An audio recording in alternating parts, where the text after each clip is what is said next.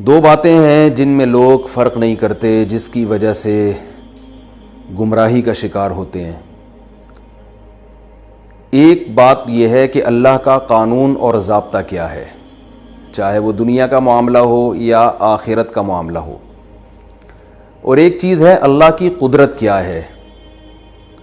دونوں چیزوں کو مرج کر دیا جاتا ہے، جس کی وجہ سے تباہی پھیلتی ہے، گمراہی پھیلتی ہے۔ جو دنیا دار لوگ ہیں اللہ کو مانتے ہی نہیں ہیں، وہ تو ہر چیز کو اسباب سے ہی جوڑتے ہیں، وہ تو اللہ کی طاقت کو تو مانتے ہی نہیں ہیں۔ لیکن جو دیندار لوگ ہیں ان میں بسا اوقات یہ غلطی ہوتی ہے کہ وہ اسباب کی بالکل نفی کر دیتے ہیں۔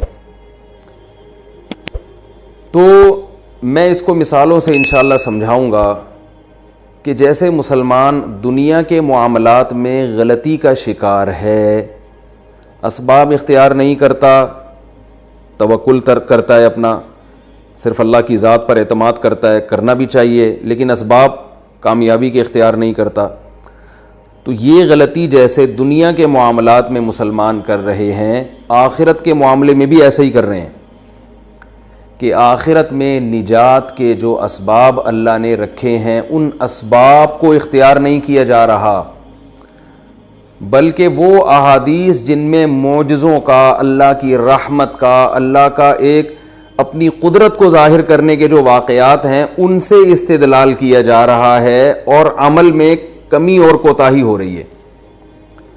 اللہ کرے میں اپنی بات کو، جو قرآن و سنت ہی کی بات ہے، میری بات تو نہیں ہے، میں اس کو آسان اور اچھے انداز میں کسی طرح سمجھا سکوں۔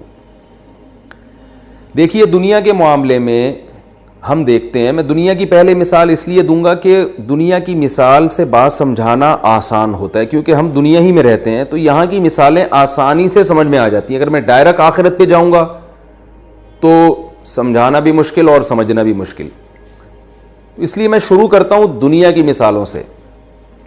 اچھا، یہ جو میں مثالیں دیتا ہوں نا، لوگ مجھے کہتے ہیں کہ آپ قرآن کی ایک آیت پڑھتے ہیں اور اپنی اخپل طریقے سے مثالیں دینا شروع کر دیتے ہیں، تو یاد رکھیے قرآن کی ایک آیت ہو یا آیت کا کچھ حصہ ہو، مقصد میرا اسی آیت ہی کو ڈیفائن کرنا ہوتا ہے، تو اس کے لیے ظاہر ہے اپنی طرف ہی سے مثالیں دینی پڑتی ہیں۔ اگر میں وہ مثالیں دوں جو قرآن میں ہیں یا حدیثوں میں ہیں تو وہ مثالیں بھی ٹھیک ہیں، قرآن نے بھی تو وہ مثالیں دی ہیں جو عرب کے کلچر کے حساب سے تھیں۔ قرآن نے مثال دی ہے کھیتی باڑی کی، انما مثل الحیات الدنیا کما ان انزلناہ من السماء، فرمایا دنیا کی مثال اس کھیتی کی سی ہے کہ آسمان سے پانی برستا ہے، کھیتیاں لہلہاتی ہیں، یہاں تک کہ اچانک کوئی طوفان آتا ہے اور وہ بالکل کسان جو ہے نا ہاتھ ملتا رہتا ہے۔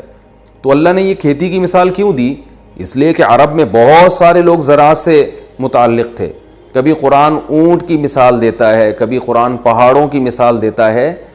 وجہ اس کی یہ ہے کہ اونٹ، پہاڑ، صحرا، یہ ساری چیزیں عرب اپنی آنکھوں سے دیکھا کرتے تھے، تو اس سے صاف پتہ چلتا ہے کہ یہ قرآن کی سنت ہے، یہ پیغمبر کی سنت ہے کہ بات سمجھانے کے لیے مثال جس قوم کے سامنے دی جائے اسی قوم کے کلچر کو اور اسی قوم کے رہن سہن کو سامنے رکھ کر دی جائے۔ تو میں آپ کے سامنے جو مثالیں دیتا ہوں وہ آپ کے کلچر اور میرے کلچر، جو چیزیں ہم صبح و شام دیکھ رہے ہیں اس کو سامنے رکھ کر مثالیں دوں گا۔ لہذا اس پہ یہ اعتراض کرنا کہ یہ قرآن تو بیان نہیں کر رہا، او بھائی قرآن ہی کو سمجھانے کے لیے مثالیں بیان کی جا رہی ہیں، اور یہ طرز عمل قرآن ہی سے ثابت ہے۔ تو میں آپ کو یعنی دوبارہ سے اپنی بات جہاں سے چھوڑی تھی وہاں سے شروع کرتا ہوں۔ دیکھیے کہ اللہ تعالیٰ نے اس دنیا کو اسباب سے جوڑ دیا، یہ اللہ کا قانون ہے۔ قانون یہ ہے کہ روٹی کھائیں گے تو پیٹ بھرے گا، قانون یہ ہے کہ آگ میں جب کسی چیز کو ڈالا جائے گا تو آگ جلا کے راکھ کر دے گی، قانون یہ ہے، اللہ کا ضابطہ یہ ہے کہ اگر آپ کو اولاد چاہیے تو آپ کو شادی کرنی پڑے گی، قانون اور ضابطہ یہ ہے کہ آپ پیسے کمانے کی فکر کریں گے، محنت کریں گے تو پیسہ ملے گا، قانون اور ضابطہ یہ ہے کہ آپ ایگزام کی تیاری کریں گے، پورے سال پڑھیں گے تو امتحان میں اچھے نمبر آئیں گے۔ اور ہمارے ہاں ایک اور قانون بھی ہے کہ اگر آپ نقل کریں گے تو پاس ہوں گے، یعنی محنت بھی نہیں ہے اور نقل بھی نہیں ہے، تو پھر آپ پاس نہیں ہو سکتے. یا تو محنت کرنی پڑے گی یا کوئی پھرے ورے کا انتظام کرنا پڑے گا ایگزامینیشن ہال میں, کچھ کرنا پڑے گا, بیٹھے بیٹھے نہیں ہو جاتا معاملہ. یہ اللہ کا قانون ہے, یہ ضابطہ ہے. لیکن ہم دیکھتے ہیں کہ اللہ اپنے ضابطوں اور قانون کے خلاف کبھی کبھار اپنی قدرت ظاہر کرنے کے لیے قانون اور ضابطے کے خلاف بھی چلتے ہیں. جیسے حضرت مریم علیہ السلام نے نہ تو نکاح کیا اور نہ کسی مرد سے آپ کا تعلق ہوا, لیکن اللہ نے آپ کو بیٹا عطا کیا, اور حلال بیٹا اور پیغمبر بیٹا عطا کیا. یہ اللہ کی قدرت ہے, یہ قانون نہیں ہے, یہ ضابطہ نہیں ہے, یہ اللہ کی ایک قدرت ہے. آگ کا کام ہے جلانا, لیکن ابراہیم علیہ السلام کو جب آگ میں ڈالا گیا تو آگ گل و گلزار بن گئی, بالکل بھی نہیں جلایا اس آگ نے. یہ اللہ کی قدرت ہے, یہ قانون نہیں ہے, یہ ضابطہ نہیں ہے. پانی کا کام ہے ڈبو دینا. جب آپ پانی پر چلنے کی کوشش کریں گے تو آپ نہیں چل سکتے, غرق ہو جائیں گے پانی کے اندر. یہ قانون ہے اللہ کا, ضابطہ ہے. لیکن موسیٰ علیہ الصلاۃ والسلام بنی اسرائیل کے ساتھ جب دریا کے کنارے کھڑے ہیں تو اللہ حکم دیتا ہے کہ لاٹھی ماریے اس کے اوپر. حضرت موسیٰ علیہ السلام لاٹھی مارتے ہیں اور راستے بن جاتے ہیں پانی کے اندر ہی, اور بنی اسرائیل کے 12 قبائل ان راستوں پہ سے پانی کے اوپر چلتے ہوئے جاتے ہیں. لیکن جب فرعون پیچھے آتا ہے تو اللہ کے جو قانون اور ضابطہ حرکت میں آ جاتا ہے. موسیٰ علیہ السلام کے لیے اللہ نے پانی پہ چلنے کو آسان کر دیا, راستے بنا دیے, لیکن فرعون جب اسی پانی پہ آتا ہے تو وہ جو اللہ کا اصول اور ضابطہ ہے کہ پانی میں جب جاؤ گے تو پانی آپ کو ڈبو دے گا, پانی نے ان کو ڈبو دیا اور غرق کر دیا. تو یاد رکھیں, جیسے دنیا کے کچھ قانون ہیں, ضابطے ہیں, اللہ کبھی کبھار اس کے خلاف کرتے ہیں, تو اسی طرح آخرت میں نجات کے لیے بھی اللہ کے کچھ قانون اور ضابطے ہیں. ان قانون اور ضابطوں کو جب تک آپ فالو نہیں کریں گے آخرت میں نجات نہیں ہوگی. وہ ضابطہ کیا ہے, اللہ کا اصول اور قانون کیا ہے؟ ان الذین آمنوا وعملوا الصالحات, اور سورہ عصر میں فرمایا الا الذین آمنوا وعملوا الصالحات, کہ آخرت میں نجات انہی لوگوں کو ملے گی جو ایمان لائے اور انہوں نے نیک اعمال اختیار کیے. ایمان کا مطلب اللہ کی وجود پر ایمان, اللہ کی توحید پر ایمان, یا اللہ, یا رسول اللہ مدد, یا غوث اعظم مدد, یا علی مدد, نہ, صرف اللہ سے مدد, صرف اللہ سے مدد, یہ توحید ہے. پھر رسالت پر ایمان, جو بھی ضروری عقائد اللہ اس کے رسول صلی اللہ علیہ وسلم نے بیان کیے ان تمام عقیدوں پر ایمان. ان میں سے ایک کا بھی اگر آپ انکار کریں گے تو آپ آمنو کی فہرست سے خارج ہو جائیں گے. علامہ طحاوی رحمہ اللہ تعالی بہت بڑے محدث اور بہت بڑے فقیہ گزرے ہیں, اور چونکہ وہ امام ابو حنیفہ کو فالو کیا کرتے تھے تو انہوں نے عقیدے کی ایک کتاب لکھی, اور وہ کتاب اسلامی تاریخ میں عقیدے پر سب سے پہلی لکھی ہوئی کتاب ہے. اس سے پہلے عقائد پر کوئی کتاب نہیں لکھی گئی تھی. تو امام طحاوی رحمہ اللہ تعالی نے امام ابو حنیفہ کے اور امام ابو یوسف کے اور امام محمد کے جو عقائد تھے نا وہ ایک کتاب میں جمع کر دیے, اور اس کتاب کا نام ہے العقیدۃ الطحاویہ, اردو میں عقیدہ طحاویہ کہتے ہیں. اس کتاب کو دنیا میں اتنی مقبولیت حاصل ہوئی کیونکہ وہ تمام ائمہ کے عقائد تھے. لکھا تو اس میں یہ تھا کہ یہ وہ عقیدہ ہے جس کی طرف امام ابو حنیفہ گئے اور امام ابو یوسف اور امام محمد جو ان کے شاگرد تھے, لیکن چونکہ وہ عقیدے تمام اہل سنت والجماعت کے ہی عقیدے تھے اس لیے اس کو تمام مکاتب فکر نے فالو کیا اس کتاب کو, اور آج وہ سعودی عرب کی یونیورسٹی میں پڑھائی جاتی ہے, جامعہ ازہر میں پڑھائی جاتی ہے, پوری دنیا میں اس کو پذیرائی حاصل ہے. اور اس کتاب میں جو عقیدے لکھے ہوئے تھے ان عقائد کو اہل سنت والجماعت کے عقائد کا نام دیا گیا. کیوں نام دیا گیا اہل سنت والجماعت کے عقائد کا؟ یعنی وہ اس سے صرف شیعہ لوگ اختلاف کرتے ہیں یا قادیانی اختلاف کرتے ہیں, یعنی وہ جو اہل سنت والجماعت میں بہرحال داخل نہیں ہے وہ لوگ اختلاف کرتے ہیں اس سے. لیکن اہل سنت والجماعت کے جتنے بھی مکاتب فکر ہیں عقیدے میں سب متفق ہیں عقیدہ طحاویہ پر, کہ یہ سب کے نزدیک مسلم ہے, سب اس کو مانتے ہیں.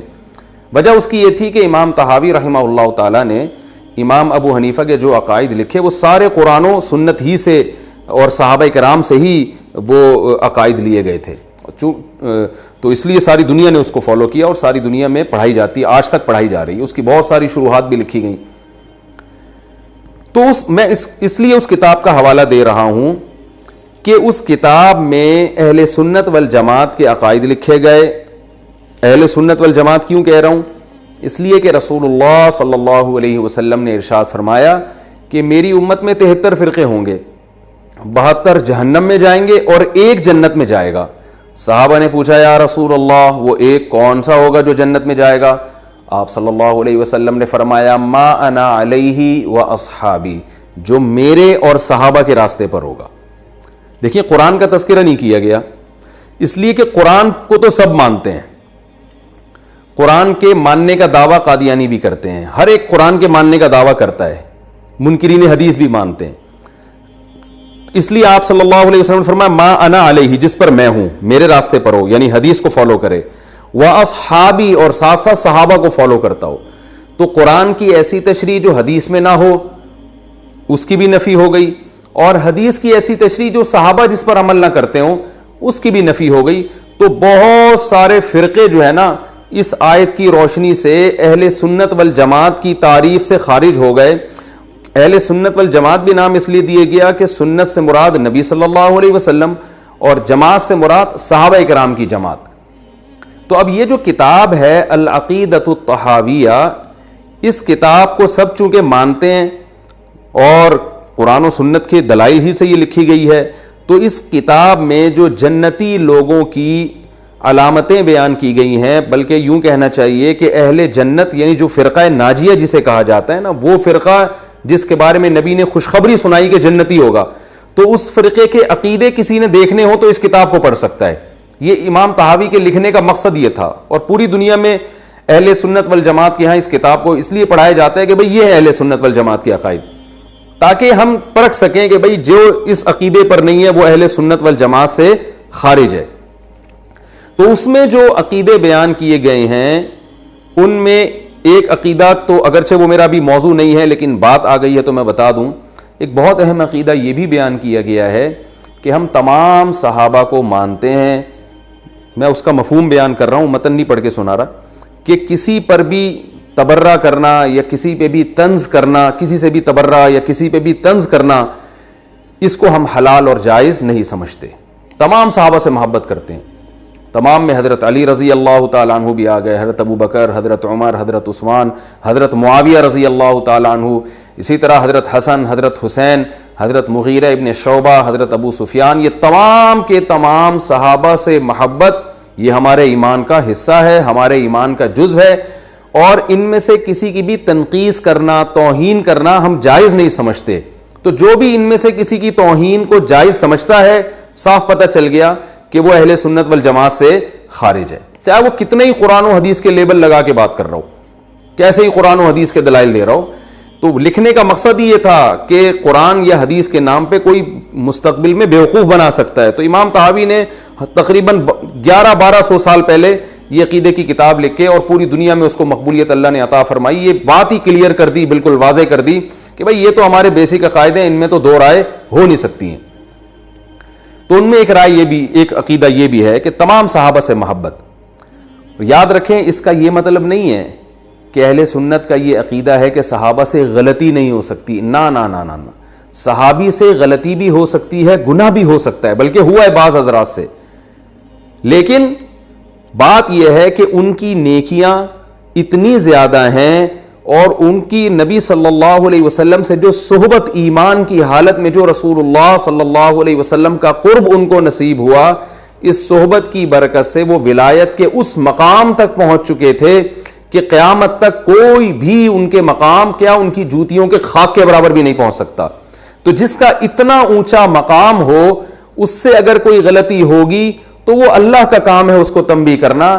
ہم اس غلطی کی بیس پر اس پہ طنز کرنا شروع کر دیں, ان کا مذاق اڑانا شروع کر دیں, یا ان سے نفرت کا اظہار کریں, یا کسی بھی طرح سے ان کا نام توہین سے لیں, یہ ہمارے لیے حلال اور جائز نہیں ہے. تو یہ بھی ایک بہت اہم ترین عقیدہ ہے جو اہل سنت والجماعت کا بیان کیا جاتا ہے, اور جو یہ عقیدہ نہیں رکھتا وہ اہل سنت والجماعت سے خارج ہے. صحابہ کی غلطی کو بھی اگر بیان کیا جائے گا ادب احترام کے ساتھ, اور یہ بتا کر کے اللہ نے ان سے جو کام لیا ہے وہ خوبیاں ان کی نیکیوں پر غالب ہیں. اور بسا اوقات غلطی ہوتی نہیں ہے, آپ کو اپنی ناقص فہم کی وجہ سے, اپنی کمتر سوچ کی وجہ سے آپ کو ان کا صحیح کام بھی غلط لگ رہا ہوتا ہے. خیر, یہ تو ایک عقیدے کی بات تھی جو میں نے بیان کی. دوسرا عقیدہ اس میں یہ لکھا ہوا ہے کہ اسلامی تاریخ میں ایک فرقہ گزرا تھا جس کو مرجیہ کہا جاتا تھا, امید دلانے والا. ان کا یہ عقیدہ تھا کہ اگر کسی انسان سے گناہ ہو جاتا ہے, کبیرہ گناہ ہو جاتا ہے, تو اگر اس کا ایمان پکا ہے تو گناہ کی وجہ سے وہ جہنم میں نہیں جائے گا, وہ بہرحال جنت میں جائے گا, چاہے کتنا ہی نیک کیوں نہ ہو. تو عقیدہ تعاویہ میں کیا لکھا ہے کہ گناہ جو ہے اس کی وجہ سے انسان کو نقصان پہنچتا ہے. ہمارا یہ عقیدہ نہیں ہے کہ کوئی گناہ کرے گا تو اس کی سزا ہی نہیں ملے گی اس کو, یہ عقیدہ نہیں ہے. تو جو یہ عقیدہ رکھتا ہے کہ گناہ کرنے کے باوجود آپ جنت میں جائیں گے, وہ بھی اہل سنت والجماعت سے خارج. لیکن ساتھ ساتھ ایک اور عقیدہ بیان کیا کہ بعض لوگوں کا یہ عقیدہ تھا اور آج بھی ہے کہ جو گناہ کرے گا وہ لازمی جہنم میں جائے گا, اور وہ بھی ہمیشہ ہمیشہ جہنم کی آگ میں جلتا رہے گا. تو اس عقیدے کی بھی نفی کی گئی کہ اللہ تعالیٰ کا اصول اور ضابطہ یہ ہے کہ اگر آپ کا ایمان ہے, اس کے ساتھ اگر آپ سے گناہ ہوا تو ایمان کے باوجود آپ کو گناہ پر سزا ملے گی. قانون اور ضابطہ یہ ہے, لیکن اللہ اپنی قدرت سے, اپنی خاص رحمت سے کسی کو معاف کرنا چاہے تو اللہ معاف بھی کر سکتا ہے. لہذا اگر کوئی شخص گناہ گار ہے, اس کو دنیا میں یقینی طور پر جہنمی نہیں کہا جا سکتا, یقینی طور پر یہ نہیں کہا جا سکتا کہ یہ لازمی جہنم میں جائے گا. تو اب یہ تو اہل سنت والجماعت کے عقیدے ہو گئے جو میں نے آپ کے سامنے بیان کی. لیکن مسئلہ ہمارے ساتھ یہ ہے کہ جیسے بھائی ہم دنیا میں, مجھے ایک بات بتاؤ کہ اگر کسی کو پتہ چلے کہ حضرت عیسیٰ علیہ الصلوۃ والسلام بغیر باپ کے پیدا ہوئے تھے اور حضرت مریم رضی اللہ تعالی عنہا نے حضرت مریم علیہ السلام نے نکاح نہیں کیا, پھر بھی ان کے شادی ہو گئی. اب اس واقعے سے کو سن کے کوئی شخص یہ دلیل پکڑے, کوئی عورت یہ دلیل پکڑے کہ بھئی میں بھی شادی نہیں کرتی, ہو سکتا ہے اللہ مجھے اپنی قدرت سے بھی بیٹا دے دے, تو آپ بتائیں یہ اس عقل پہ ماتم کرنے کا دل کرے گا کہ نہیں کرے گا؟ اب آپ اس کو جا کے سمجھا رہے ہیں کہ محترمہ آپ شادی کریں, اس کے بغیر اولاد نہیں ملے گی. پھر حضرت مریم کو کیسے مل گئی؟ او بھائی, حضرت مریم کو جو اولاد ملی وہ قانون اور ضابطہ نہیں ہے, وہ اللہ کی قدرت ہے. وہ لاکھوں میں کسی ایک کے ساتھ معاملہ ہو جاتا ہے ایسا, وہ اسی پہ مصر خاتون نہیں جی. جیسے حضرت مریم کو مل گئی, قرآن میں لکھا ہے فلاں صورت ہے, فلاں آیت ہے, آپ خود اٹھا کے دیکھ لو, اس میں لکھا ہے حضرت مریم کو بغیر شوہر کے اولاد ملی ہے. او بھائی, آپ قرآن کی آیتیں ہمارے سامنے پیش نہ کریں, اس خاتون سے یہی کہیں گے نا قرآن میں یہ بھی تو لکھا ہوا ہے جعل لکم من انفسکم ازواجا, اللہ نے تمہارے لیے بیوی پیدا کی ہے, لتسکنوا الیہا, اور پھر ایک جگہ فرمایا وجعل بینکم مودۃ وجعل من ازواجکم بنین وحفظا, بیوی کے ذریعے اللہ تمہیں بیٹے بھی دے گا, پھر بیٹوں سے پوتے بھی دے گا. پہلے شادی ہوگی, پھر بیٹا پیدا ہوگا, پھر پوتا. ڈائریکٹ پوتا بھی پیدا نہیں ہو جائے گا بیوی سے, دادا بننے کے لیے بیٹے کی بھی شادی کرنی پڑے گی. اصول یہ بھی تو قرآن میں لکھا ہوا ہے. اب قرآن کی ایک بات آپ اٹھا رہے ہو, دوسری نہیں اٹھا رہے, تو یہ کہاں کا انصاف ہے؟ یہ ہمارے دینداروں کے ساتھ آج کل مارکیٹ میں یہ ان کی عادت چل رہی ہے. ایک آیت لیتے ہیں, دوسری معجزوں والی آیت لے لیں گے, اصول اور ضابطہ جو اللہ نے بیان کیا ہے اس آیت کو فوکس نہیں کر رہے ہوتے. اور کیا, ایک اور میں ذرا مثالوں سے بات سمجھاتا ہوں. کسی شخص کو یہ کہا جائے آگ جل رہی ہے, بھائی اس کے قریب مت جاؤ, وہ کہتے نہیں میں تو جاؤں گا. او بھائی نہیں جاؤ, خودکشی کا گناہ ملے گا, جل جاؤ گے, عذاب میں آ جاؤ گے. تو وہ آپ کے سامنے دو حدیثیں سنائیں. نمبر 1, رسول اللہ صلی اللہ علیہ وسلم نے فرمایا میری امت میں وہ بھی شہید ہے جو آگ میں جل کے ہلاک ہو جائے, وہ بھی شہید ہے, اس پہ شہادت کا اجر ملتا ہے.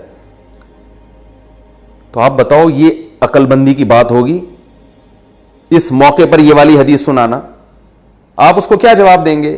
او بھائی جان, وہ شخص جو کسی حادثے کی وجہ سے بیچارہ پاؤں پھسلا, آگ میں گر گیا, یا گھر میں بیٹھا ہوا کام کر رہا تھا, حفاظتی تمام تدابیر اس نے اختیار کی ہوئی تھی, اتفاق سے سلنڈر پھٹ گیا اور آگ لگ گئی, یہ اس کے بارے میں ہے. کمبخت جو سلنڈر کے قریب چولہا جلا رہا ہے یا آگ کی تیلیاں بار بار اس کو دکھا رہا ہے, یا وہ سلنڈر کو چیک نہیں کروا رہا گورنمنٹ سے کہ یہ 150 سال پرانا سلنڈر تو نہیں ہے کہیں پھٹ پھٹا نہ جائے, یہ آدمی اس وعید میں, اس خوشخبری میں داخل نہیں ہے. یہ تھوڑی داخل ہے اس میں کہ جو سلنڈر کے قریب بیٹھا ہوا ہے اور وہ وہاں سگریٹ جلا جلا کے اس کو بار بار دکھا رہا ہے کہ دیکھتا ہوں پھٹتا ہے کہ نہیں پھٹتا. یا وہ 150 سال پرانا سلنڈر اٹھا کے لے آیا اور اس گورنمنٹ کہہ رہی ہے کہ بھائی یہ چیک کرا لیں پرانے جتنے بھی آپ کے سی این جی کے سلنڈر ہیں جو گاڑیوں میں لگے ہوئے ہیں ان کو چیک کروا لیں کہ پرانا سلنڈر نہ ہو, پھٹ بھی جاتا ہے. آپ کہہ رہے ہیں نہیں, اگر پھٹ گیا تو کیا ہوا؟ رسول اللہ صلی اللہ علیہ وسلم نے تو جل کے جو شہید ہو اس کے بارے میں فرمایا جو جل کے ہلاک ہو گئے وہ بھی شہادت کا مرتبہ پائے گا. کوئی بات نہیں, پھٹ گیا تو شہید ہو جائیں گے. تو آپ بتاؤ کھوپڑی میں آئے گی یہ بات؟ یہ دینداروں کی باتیں کر رہا ہوں آج کل. تعاون سے ہلاک ہو جائے شہادت ہے, اب کیا تعاون والے علاقے میں چلے جائیں؟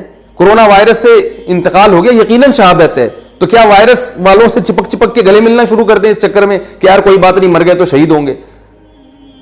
تو یاد رکھیں دنیا میں جیسے یہ اصول ہے کہ آگ سے جلا ہوا شہید ہے مگر اس کی بیس پر آگ کے قریب نہیں جائیں گے, اسی طرح یاد رکھیں کہ اس بیس پہ بھی آگ کے قریب آپ نہیں جاؤ گے کہ اگر کوئی شخص آگ کے قریب جا رہا ہے, آپ نے اسے سمجھایا کہ بھائی آگ ہے جلا کے ہلاک کر دے گی, شہادت کا اجر نہیں ملے گا, کمبختو خودکشی کا گناہ ملے گا, تو وہ جواب میں کہے کہ پہلی بات تو یہ کہ یہ کوئی ضروری تو نہیں ہے کہ آگ جلا کے ہلاک کرے مجھے.